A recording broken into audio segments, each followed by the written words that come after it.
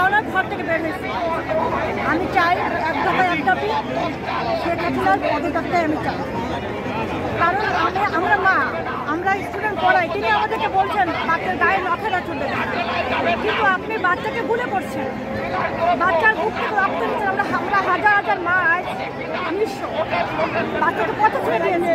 আমি চাই না নতুন করে কোনো মায়ের বুকগুলো খালি, আপনি ক্ষমতা ছেড়ে দিন। আপনি ক্ষমতা ছেড়ে দিন, আমার বাচ্চাদেরকে আমাকে ফিরতে দিন। আমরা প্রাণীর গল্প শুনে বাচ্চাদেরকে আর মিস করতে চাই না। এরা কিন্তু দাঁড়াতে শিখেছে, এরা আপনার ইতিহাস ঘুরিয়ে দিতে শিখেছে। আপনি ক্ষমতা থেকে নেমে যান। আমি শুধু বলবো বাচ্চারা আবার স্কুল কলেজে ফিরে আসুক, আমরা আবার পড়িয়ে মজা পাই। আমরা সেই বাচ্চাদেরকে চাই। আপনি ক্ষমতা ছেড়ে দিন, আপনি বাচ্চাদেরকে পড়াচ্ছি তো আপনি ছেড়ে দিন। আমরা ছাত্র, আমাদের অধিকার আদায়ের জন্য আমরা আন্দোলনে নামি। আমরা পুলিশকে কোনো ধরনের আঘাত কিংবা কথা বলিনি। পুলিশরা আমাদের কাছে আত্মসমর্পণ করে প্রথমত চলে যায়। পরবর্তীতে যেই সময় আমাদের ছাত্র অর্ধেক হয়ে যায় কিংবা অনেকে চলে যায়, সুযোগ বুঝে পুলিশ তাদের অস্ত্র আমদানি করে আমাদের ছাত্রদের উপর ভয়ানকভাবে অত্যাচার আক্রমণ করে। সেই আঘাতে কিছু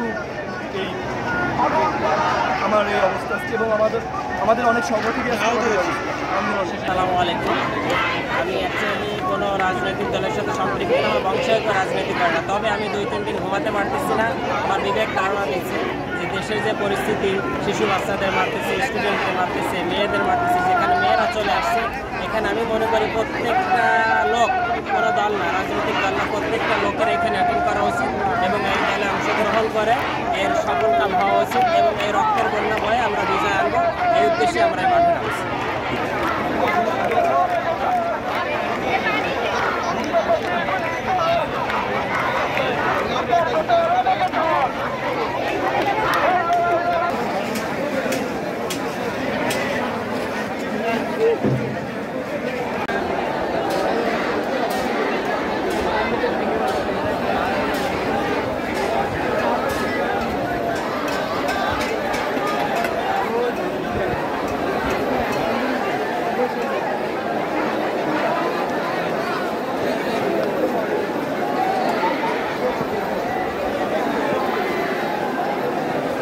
भैया और घुरा नहीं दिखे।